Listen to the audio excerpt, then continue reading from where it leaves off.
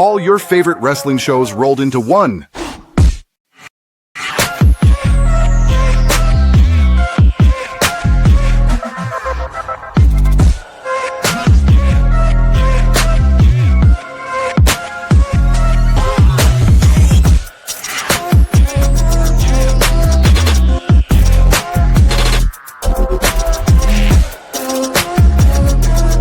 Welcome to the WeBook It podcast. Let's start the show.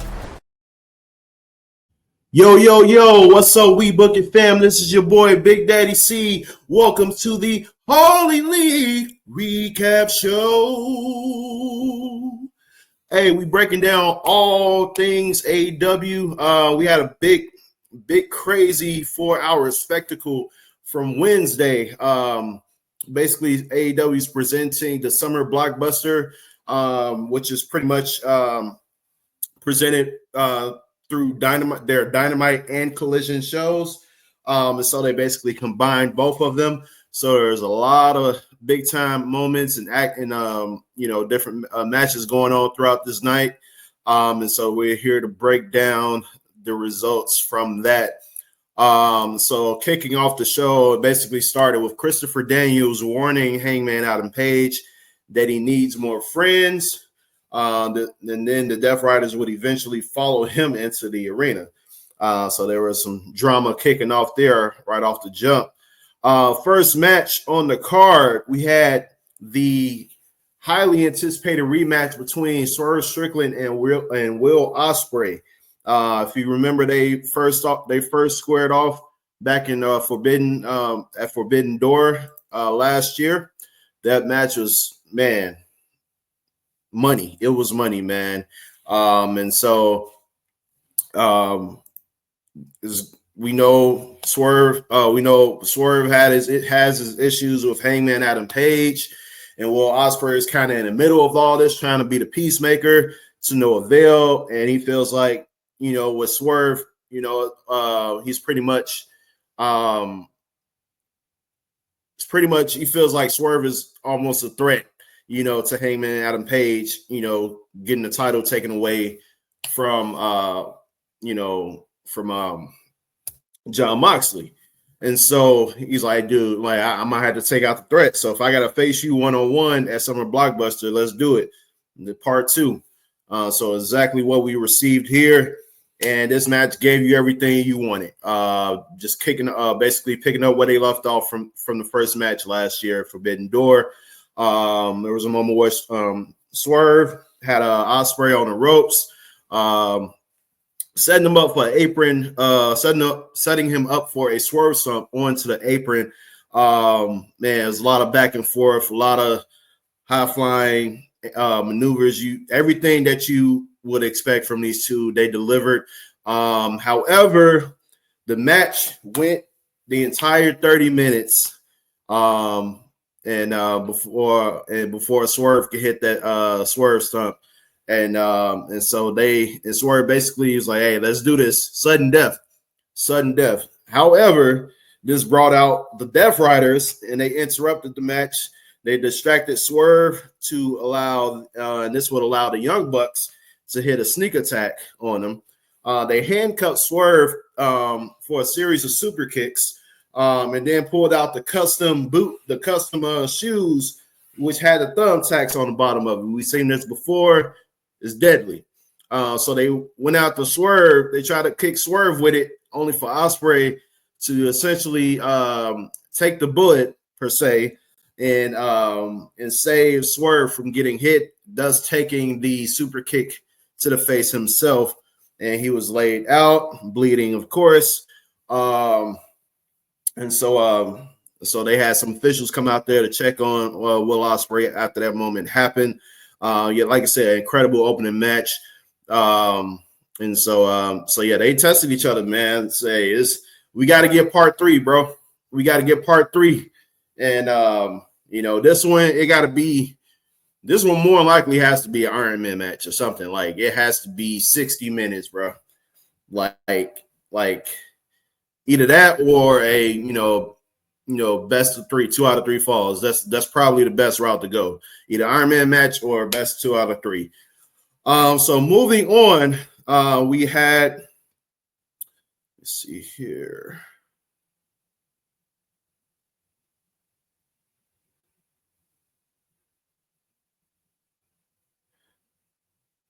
Okay.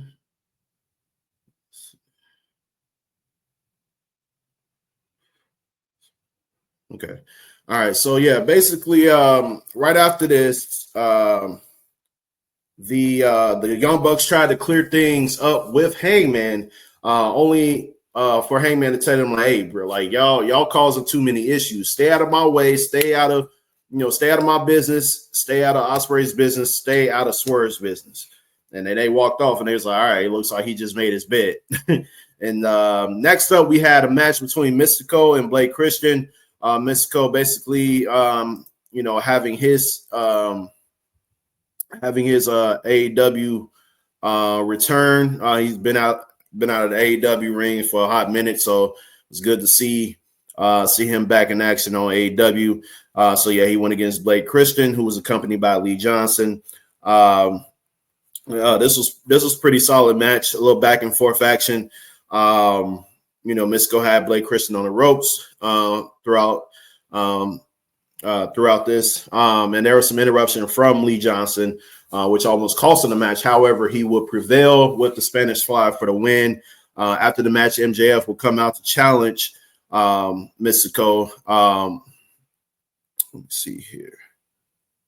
Let's see. Yeah, to challenge Mystico and revealed that he was bringing back the red, white, and blue for his match. Mystico warned MJF, mostly in Spanish, that he would not beat him in the Arena Mexico.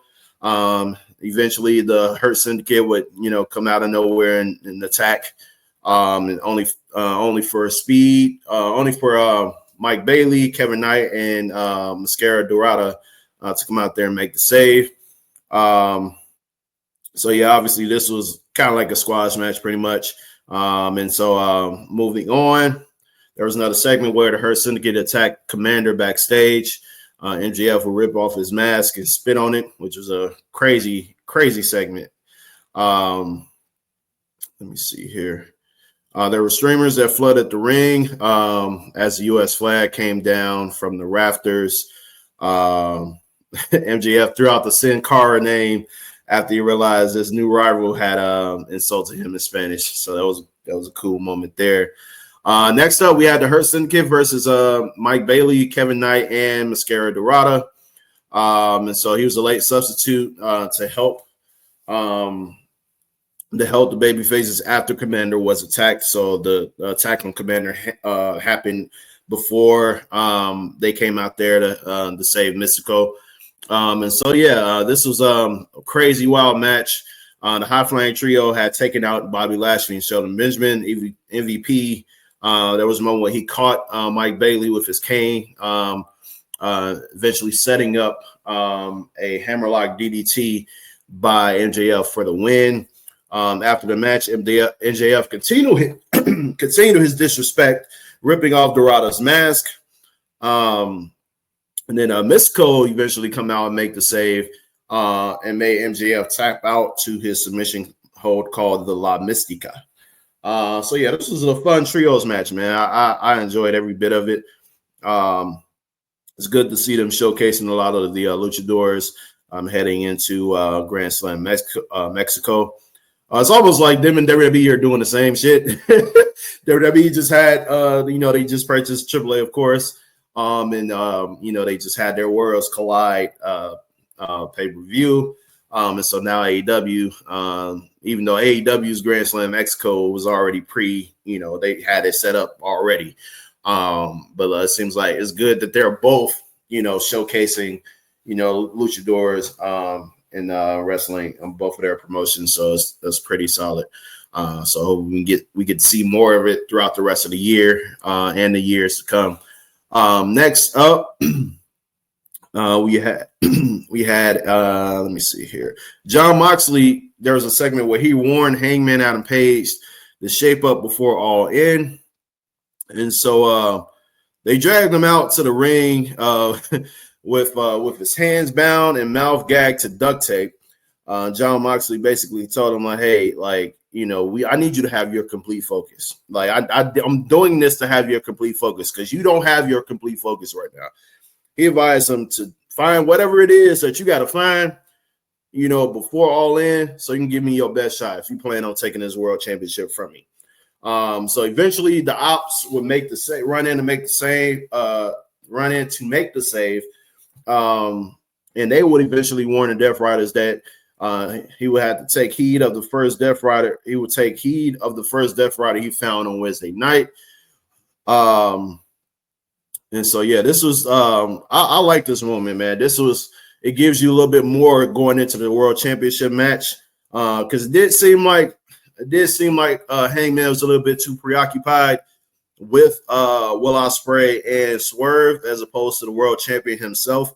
And so yeah, I'm glad Moxley, you know, kind of reminded him, like, hey, you just don't forget. Like, I'm gonna need you to be focused, bro. Like, for real. I need you to be focused because I'm focused. You know, so I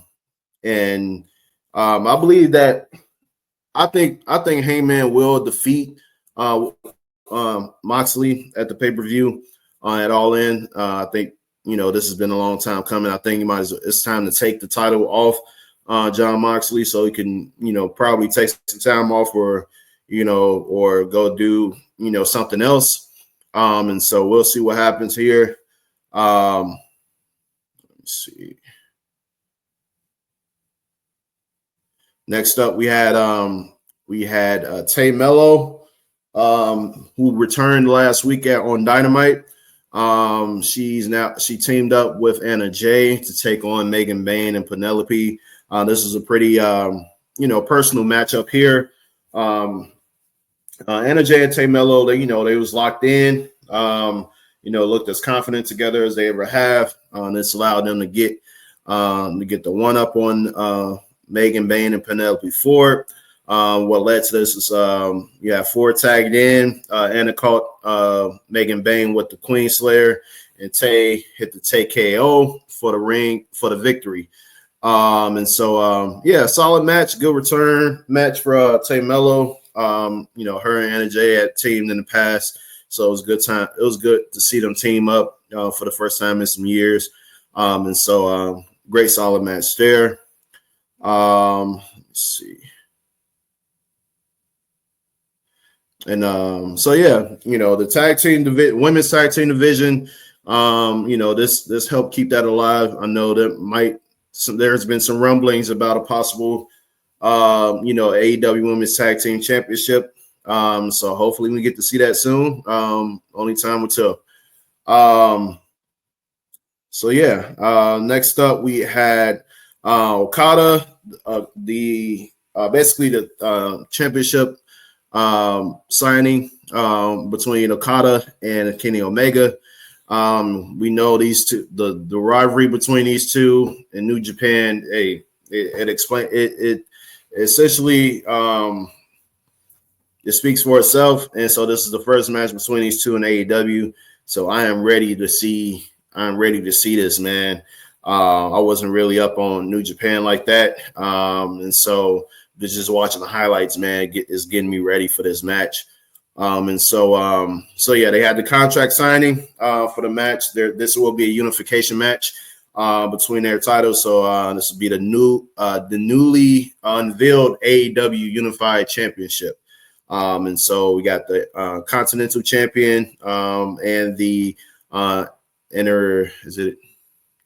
Continental Champion and International Champion. Yes. So both these guys who hold those titles, they will be unifying them, and it will be officially called the AEW Unified Championship.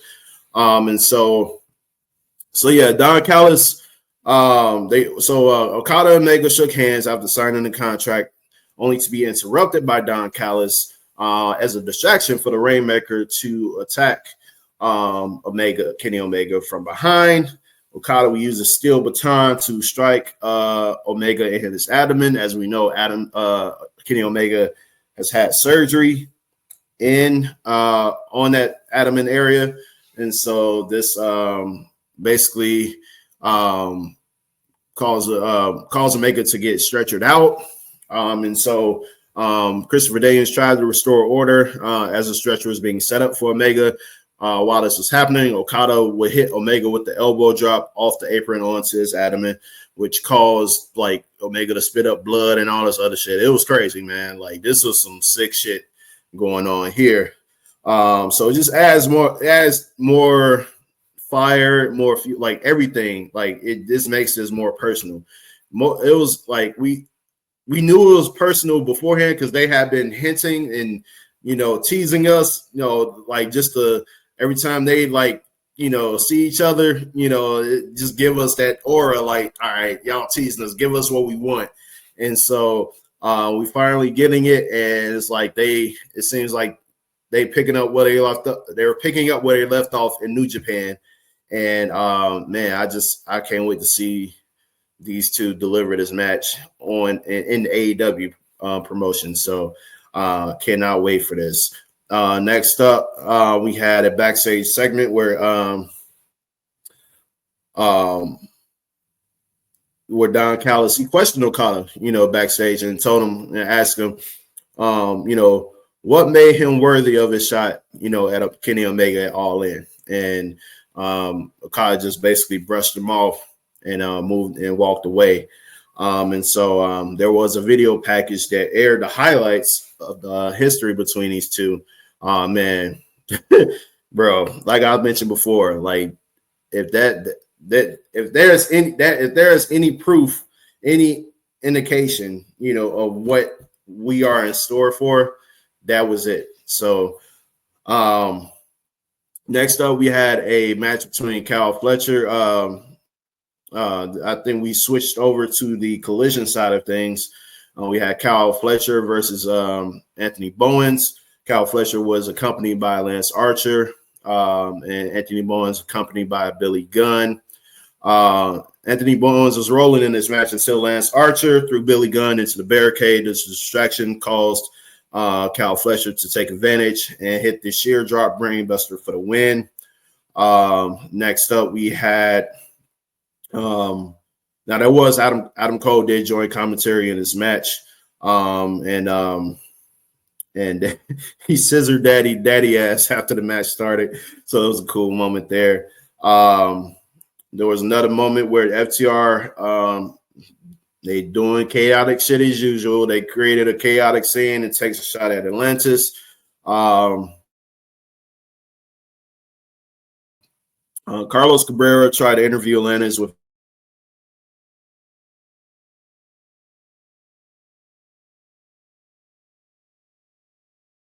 the legend and his son, but Atlantis was not going for any of that bullshit.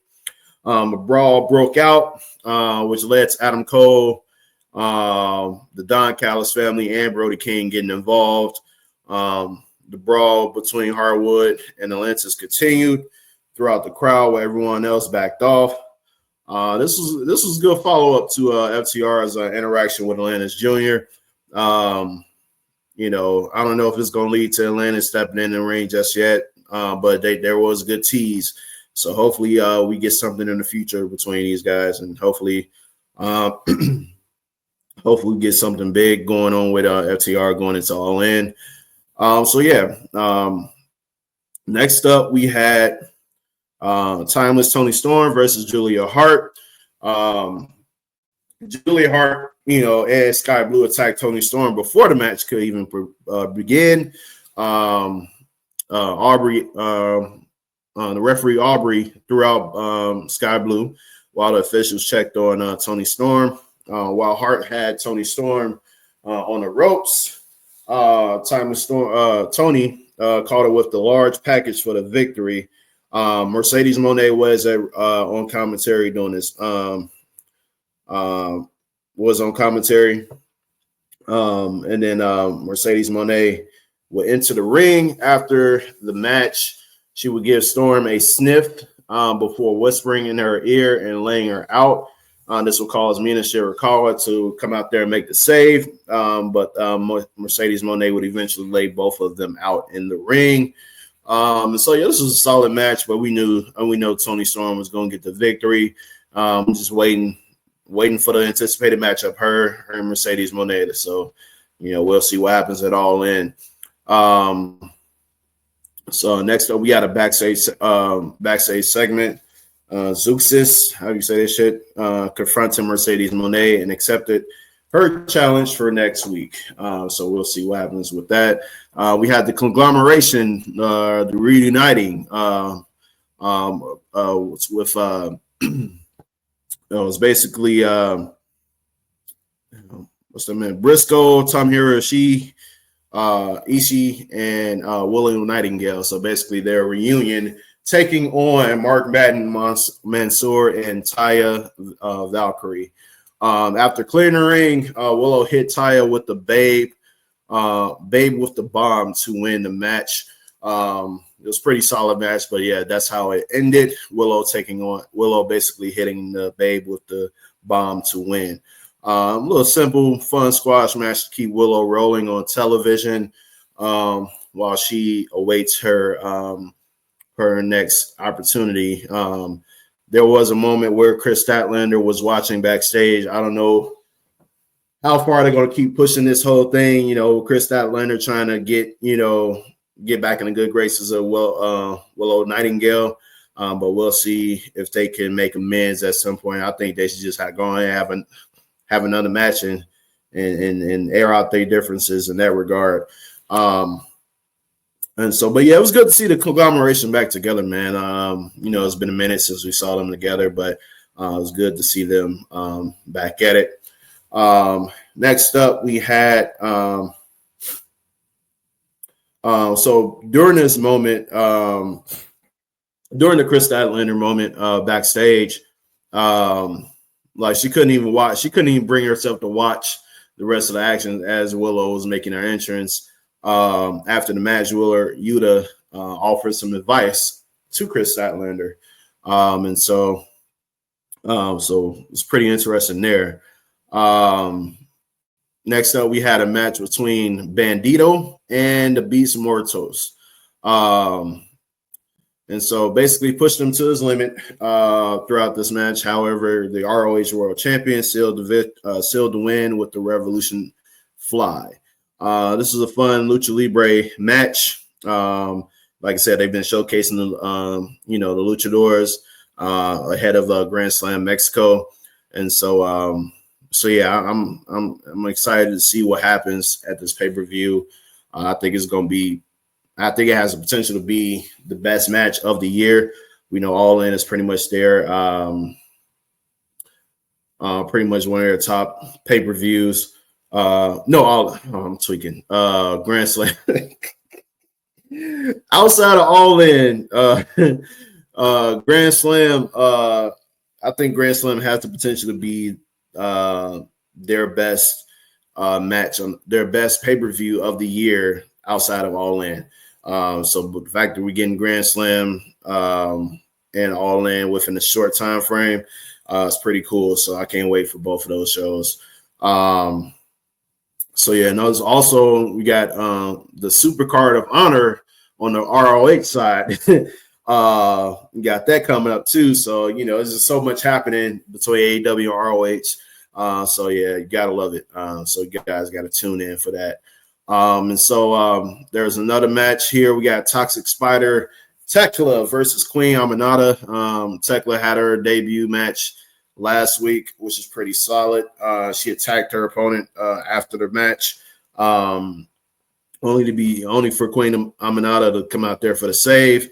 So this led to this week's match here. Thekla did struggle early on to figure out how to deal with Queen Aminata. She took things a little bit carefully. Try to lure her into a little slip up. So Thekla did manage to find an opening when it mattered most.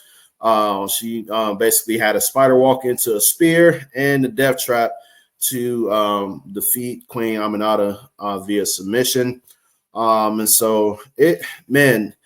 The style that this woman has, man, it is very interesting. It's rare to see.